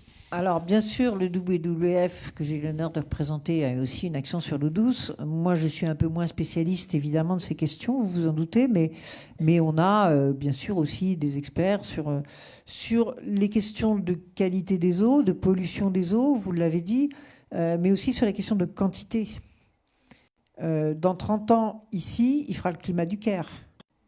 D'accord ? Donc, du coup, ça va quand même avoir quelques petites conséquences sur le niveau du Rhône et de la Saône, parce que les glaciers fondent. Pour l'instant, il y a encore des glaciers. Quand il y en aura moins, ça va. Voilà. Donc, il y a les deux aspects dans la question de l'eau. Et puis, il y a les questions du vivant aussi, de ce qui est dans les fleuves et les rivières, où là, on a différents types de problèmes. On n'a plus trop de problèmes de surpêche parce que j'allais dire, malheureusement, ça c'est derrière nous. Il y a eu un certain nombre voilà. Et on a plutôt des problèmes de diminution des espèces pour des raisons de pollution, essentiellement, et pour des raisons d'espèces invasives qui sont très impactantes sur l'eau douce. Je pense à l'écrevisse américaine, par exemple. Je pense à des espèces comme ça qui font beaucoup de dégâts parce que c'est des espèces qui ont été importées sans avoir leur écosystème et leurs prédateurs et qui donc se développent au détriment des espèces autochtones. Donc ça pose pas mal de problèmes. Mais vous avez raison, il y a beaucoup de questions autour de l'eau douce qu'il faut poser aussi. Les espèces d'eau douce aujourd'hui dans le monde sont les espèces qui ont payé le plus cher, puisqu'on considère que, vous savez, le WWF, on fait tous les 2 ans un état des lieux des vertébrés de la planète, des vertébrés sauvages. Aujourd'hui, le rapport qu'on a sorti là, il y a quelques mois, avec 44 ans d'ancienneté, donc on fait un rapport tous les 2 ans depuis 44 ans avec la communauté scientifique, et on arrive à 60% des vertébrés sauvages qui ont disparu en 44 ans. Mais pour les espèces d'eau douce, on est à pratiquement 90%. Donc ces espèces d'eau douce, elles payent très cher. Pour différentes raisons, hein, mais parce que aussi c'est des milieux, parce qu'on a énormément asséché ces milieux, parce qu'on a énormément rectifié les rivières, pollué les rivières, etc. Pour tout un tas de raisons. C'est des milieux qui ont été extrêmement dévastés. Mais par endroits, la loutre revient, hein, comme dans la Garonne. Voilà, on a des espèces c'est vrai, il y a quand même des bonnes nouvelles. Alors, c'est vrai qu'ici, par contre, vous êtes chargés, mais en même temps, il y a de l'industrie chimique partout ici. Voilà. Bah, peut-être essayer de les pousser un peu, voilà. Pour qu'ils fassent mieux les choses. Mademoiselle, madame, bonsoir. Il faut parler dans le micro. Mettez le micro bien. Oui. Voilà. C'est un petit peu mieux. Déjà, merci d'être là ce soir. C'est très intéressant. J'ai grandi entre la France et le Sénégal. Donc, pour moi, la mer, entre guillemets, on y avait les pieds dans l'eau. Et j'ai passé mon temps à vouloir y être. Et il y a quelque chose qui me faisait vraiment mal au cœur. C'était la conquête de l'homme sur la mer perpétuelle. Vous parliez de la modestie qu'on était censé avoir quand on est sur un bateau par rapport à l'océan, quand on se retrouve face à l'eau, on est censé accepter le fait qu'on ne peut pas en prendre le contrôle. Mais voilà, par exemple, quand vous parlez de qu'est-ce qu'on va faire des hautes mers, il y a cette question de l'homme va absolument prendre la conquête. Et est-ce qu'on ne devrait pas au contraire se dire que ces hautes mers où personne n'y a entre guillemets de droit, on devrait justement les laisser et que ça soit plutôt le débat plutôt que savoir comment on va les contrôler? C'est une question très philosophique que vous posez. Moi, je suis pas contre le fait qu'on aille sur la mer. Je suis pas contre le fait qu'on mange du poisson, éventuellement. On peut être végétarien, hein, j'ai rien contre non plus. Mais par contre, ce que j'ai dit tout à l'heure, c'est que nous devrions nous percevoir comme une espèce de la nature qui doit vivre en équilibre avec les autres espèces de la nature. Et le problème, c'est que c'est pas ça qu'on fait. Et que même la plupart du temps, on pêche du poisson. Moi, j'ai quand même des souvenirs, et ça existe encore. Le poisson se retrouve à la criée, où on va le vendre, où les pêcheurs vont le vendre. Et à la criée, pour protéger le revenu des pêcheurs, on a instauré des prix minimums. Et quand le prix du poisson, puisque ce sont des enchères, tombe en dessous du prix minimum, le poisson est retiré de la vente et détruit. Parce que si on le remet en vente, il va contribuer à faire chuter le prix. Donc on a été pêcher du poisson et par des mécanismes économiques, on le détruit. Donc là, on est d'accord qu'on marche sur la tête. Et ça se fait tous les jours, partout, dans toutes les criées du monde. Donc voilà, je pense que si on se vivait plus comme faisant partie d'eux et étant donc en équilibre avec, ça marcherait mieux. Mais on est, c'est vrai, aujourd'hui, dans un monde économique où le driver numéro 1, j'aime pas trop ce mot anglo-saxon, mais le sujet numéro 1, c'est de faire de l'argent et d'être rentable. Et ça, c'est quand même des logiques qui sont pas facilement conciliables. On peut essayer d'emmener les gens vers des choses plus responsables, plus tout ce qu'on veut. On peut améliorer les choses. Mais si à un moment donné, on ne remet pas à minima dans la machine économique les impacts de notre activité sur le vivant, par exemple, ou sur le climat, à ce moment-là, on se trompe. C'est-à-dire qu'en gros, aujourd'hui, par exemple, je vais reprendre l'exemple du poisson. Le poisson dans la mer ne vaut rien. Le poisson dans la mer ne vaut rien parce qu'il n'a pas de valeur économique. Il est dans la mer. Le poisson commence à valoir quelque chose à partir du moment où vous mettez du temps de travail et des moyens de pêche pour aller le chercher. Et là, il a une valeur qui va être après une valeur de marché, parce que si vous en ramenez beaucoup, vous ne le vendez pas cher, etc., ou enfin tout ce qu'on vous raconte là-dessus. Voilà. Donc, cette idée-là, en fait, c'est cette idée-là qui est toxique. C'est parce que si le vivant avait une valeur, si on introduisait dans les modèles économiques le fait que la surpêche impacte le milieu vivant et que donc la surpêche est une variation, on a une activité économique qui produit dans le carbone, et on le réintègre dans le modèle en donnant un prix à cette tonne de carbone. Mais voilà, c'est un mécanisme qu'on n'utilise pas, parce qu'on ne sait pas le faire aussi, sans doute, et qui fait que du coup, on a cette espèce de séparation entre un modèle économique qui tourne en pensant que la nature, c'est gratuit et c'est éternel et c'est renouvelable, et puis des impacts sur le milieu économique qui, à un moment donné, vont mettre en péril, d'ailleurs, nos économies. Donc c'est une vision qu'on... si on continue à se gouverner avec le PIB et la croissance, on ne va pas y arriver, quoi. Si on ne réintègre pas d'autres choses qui sont le bien-être, la santé, les écosystèmes, le climat, etc., qui sont des valeurs partagées, qui nous font vivre, on ne va pas arriver à trouver un modèle économique qui va être équilibré. Oui. Alors, qui n'a pas parlé encore? Alors, il y a Madame au milieu. Bon, ce serait sans doute la dernière. Bonsoir. Bonsoir. En fait, j'ai deux petites questions. Je voulais savoir quel était votre regard sur les théories qui ont beaucoup d'écho en ce moment sur l'effondrement et la collapsologie. La collapsologie, oui. Et l'autre, c'est comment se faire entendre aussi bien les ONG que les citoyens auprès du gouvernement sur cette urgence écologique. Merci. Eh bien, vous avez la nuit. Non, on a moins de 10 minutes, on va dire 5 minutes. La collapsologie donne l'impression que le futur est déjà écrit, que de toute façon, on ne pourra pas faire autrement. Alors, la collapsologie, ça consiste à poursuivre la courbe, voilà, en gros. Et donc dire effectivement ce que quelqu'un a dit, il n'y aura plus de poissons dans la mer, il y aura plus de plastique que de poissons. C'est pas très scientifique de prolonger la courbe. Hein. C'est-à-dire que ça peut être un élément de réflexion.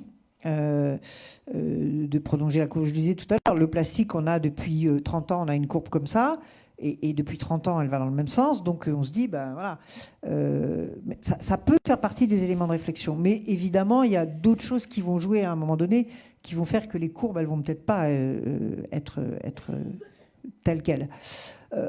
Moi, j'ai tendance à penser que c'est une théorie, pour moi, un tout petit peu facile. Je suis d'accord. Ce qui est sûr, c'est que nous dépendons du vivant. Nous dépendons du... J'aime pas le schéma de développement durable, vous savez, où il y a les 3 trucs qui se croisent là. Parce que c'est pas vrai. Vous n'avez pas de l'économie hors sol sans qu'il y ait une planète. Donc pour moi, c'est des cercles concentriques. Vous avez d'abord la planète avec ses caractéristiques physiques. À l'intérieur de ça, vous avez la vie. À l'intérieur de ça, vous avez les hommes, les communautés humaines et l'économie. Et l'économie, c'est un tout petit truc. Et tout ça repose les uns sur les autres. C'est plutôt des plateaux, moi, je dirais. Donc voilà. Donc, de fait, si nous continuons sur ce que j'ai essayé de décrire comme une espèce de vision, de philosophie, d'organisation collective qui prend la nature comme un self-service gratuit et qui ne se préoccupe pas de la façon dont nous interagissons avec la nature, qu'est-ce qu'on se prépare? On se prépare juste des temps difficiles. La planète s'en remettra. Et même si elle ne s'en remet pas, d'ailleurs. Même si elle ne s'en remet pas. So what? Il y en a des milliards de planètes. Hein, donc, c'est pas très grave. Même si c'est un caillou chauve, eh ben, ce sera un caillou chauve. Voilà. Le problème, c'est nous, quand même. Hein. C'est que nous, on n'est pas très équipés pour vivre sur des cailloux chauves. Donc, en fait, le problème, c'est notre... même plus que le bien-être, notre capacité à vivre dignement. Voilà.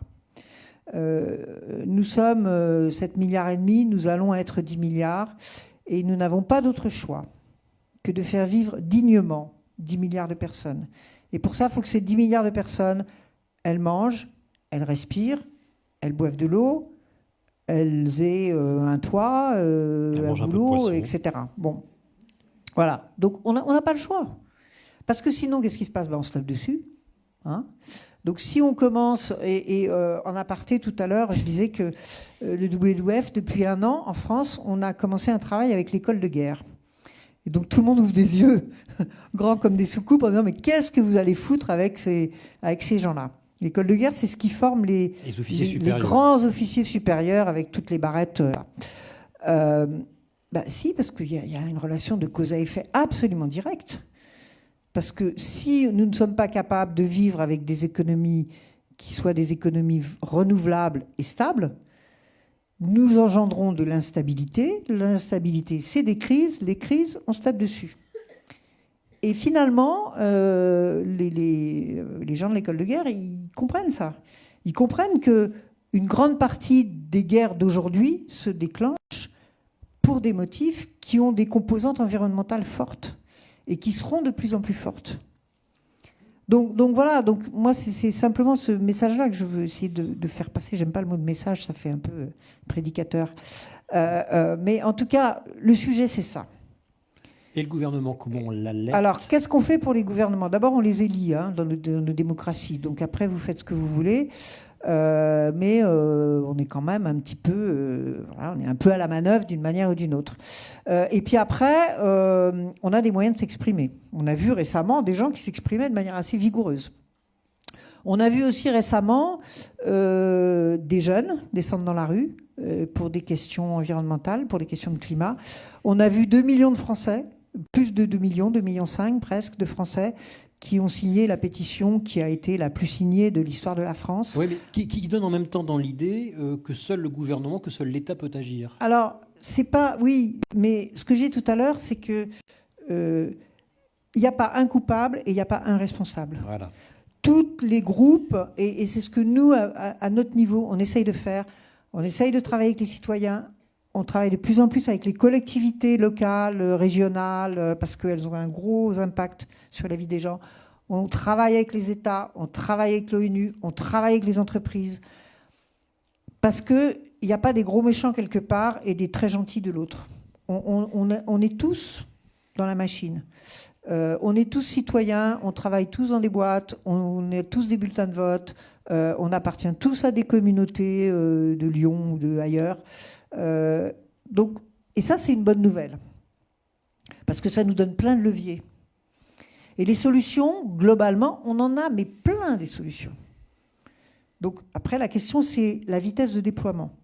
Mais au fond, on a beaucoup de choses à notre disposition. On a les associations, on a l'implication dans la vie locale, mais aussi dans la vie plus nationale. Enfin, voilà. Et notre responsabilité, c'est d'essayer de mettre toutes nos forces là où on peut les mettre. Il y a des gens, ça va être au boulot. Il y a des gens, ça va être avec leur famille. Il y a des gens, ça va être dans leur communauté, je ne sais pas quoi, moi, sportive, je ne sais quoi. Partout où nous existons, nous portons des messages, nous avons des comportements, nous incitons les autres à faire une chose ou une autre. Voilà, on a tous individuellement et collectivement. Et ça, c'est passionnant. Et moi, c'est ce qui me fait tenir aussi, parce que des fois, Des fois, ça me réveille la nuit, c'est vrai. Hein, ça me réveillait pas la nuit jusqu'à il y a quelques années. Puis depuis quelques années, ça me réveille la nuit quand même. Je me dis, waouh, alors comment on va faire? Et puis le matin, quand je me réveille, je me dis, mais il y a quand même des millions de mecs, des milliards de mecs qui font des choses, qui se bougent, qui inventent, qui construisent, qui changent, partout. Donc voilà, donc ça c'est quand même, je crois, les bonnes nouvelles. Et notre responsabilité, c'est d'accélérer ça. Parce que maintenant, on n'a plus beaucoup de temps pour que les choses restent dans un ordre à peu près facile, on va dire. Donc notre responsabilité, elle est là. Et franchement, c'est passionnant, mais vous le savez tous, parce que je pense que les uns et les autres, si vous êtes là aujourd'hui, c'est que ces questions vous préoccupent. C'est passionnant. C'est passionnant de mettre en œuvre les trucs. C'est passionnant de rencontrer des gens jeunes et moins jeunes qui veulent se bouger, qui veulent, qui inventent, qui entreprennent, qui changent, qui bougent.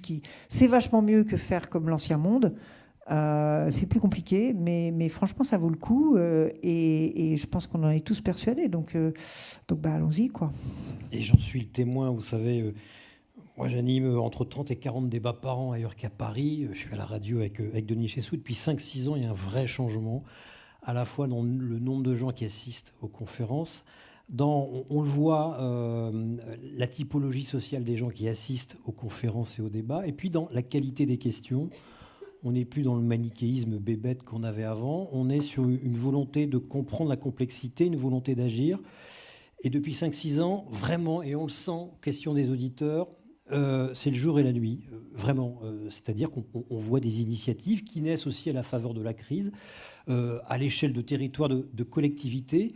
Il y a une France qui est en train de changer fondamentalement, vraiment, par le bas. Et c'est le reproche qu'on peut faire aux collapsologues, qui ne parlent que d'eux finalement, qui donnent l'idée que le futur est déjà écrit, que la société est statique et ne changera pas jusqu'à ce que ce futur advienne. Et ils oublient complètement ce qui est en train de changer fondamentalement en France. Et donc, encore une fois, on est tous le témoin. Et pas que en France. Pas que en France, parce que moi, j'ai la chance avec le WWF d'avoir une vision très internationale, puisqu'on est présent dans une centaine de pays. Mais c'est extraordinaire, mais qu'au fin fond du Ghana, au fin fond du Sri Lanka, au fin fond de je ne sais où, ça bouge aussi, quoi. Ça bouge. Les gens, c'est pas parce qu'ils n'ont pas de sous qu'ils n'ont pas de tête, et ils voient bien les problèmes, et il y a vraiment des belles énergies aussi, quoi. Et ça bouge partout. Et pour finir, j'évoquerai... Je me suis retrouvé une fois sur un plateau télé avec Jean-Marc Barr. Tout le monde connaît Jean-Marc Barr, le Grand Bleu. Et qui est parti, parce que parfois il part dans des délires. Et je lui ai parlé de mon expérience, ex-expérience de plongeur profond, où, vous savez, vous êtes à 60, 65 mètres de profondeur, et vous voyez le bleu qui de blanc devient violet. Et c'est d'une beauté absolue. Vous vous demandez, vous êtes pris entre deux émotions, celle de remonter vers la surface et celle de continuer à descendre. Puis tout d'un coup, vous êtes dans le bleu, devant une épave, et puis il y a un espadon qui passe, et puis un requin qui vient vous voir. Et là, j'ai vu l'œil de Jean-Marc Barr, qui a quand même fait beaucoup d'apnées, frétiller, presque pleurer, moi aussi.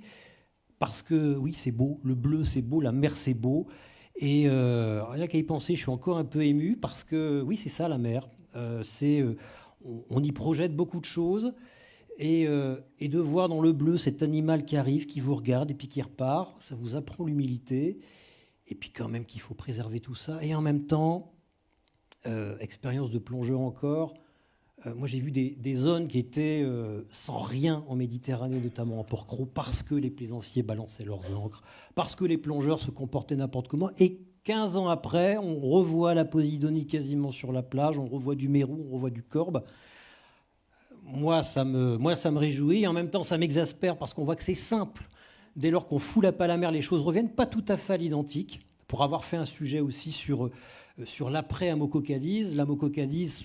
Les fonds marins étaient censés être condamnés. 8 ans après, les choses ont commencé à revenir.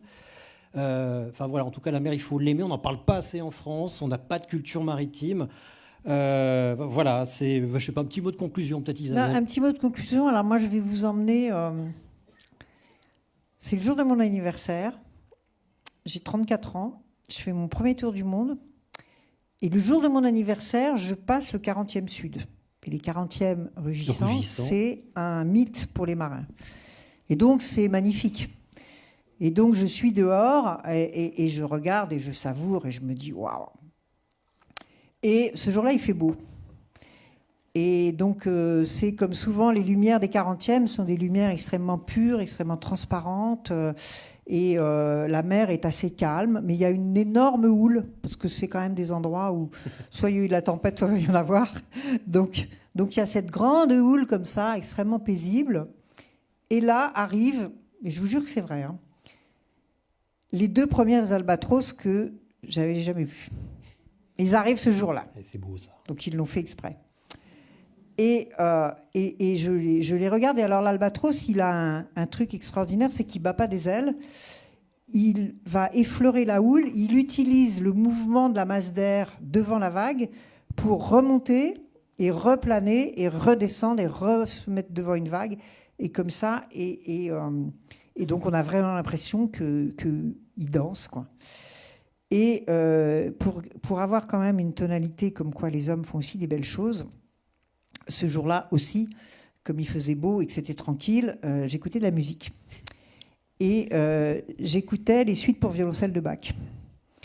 Et là, c'est juste un moment de frisson. Il fait beau, il y a une houle magnifique, vous êtes dans les 40e, et il y a 2 oiseaux qui dansent sur les suites de violoncelle de Bach. Voilà, fermez les yeux et tout ira bien. Merci Isabelle Autissier. Merci. Merci à vous.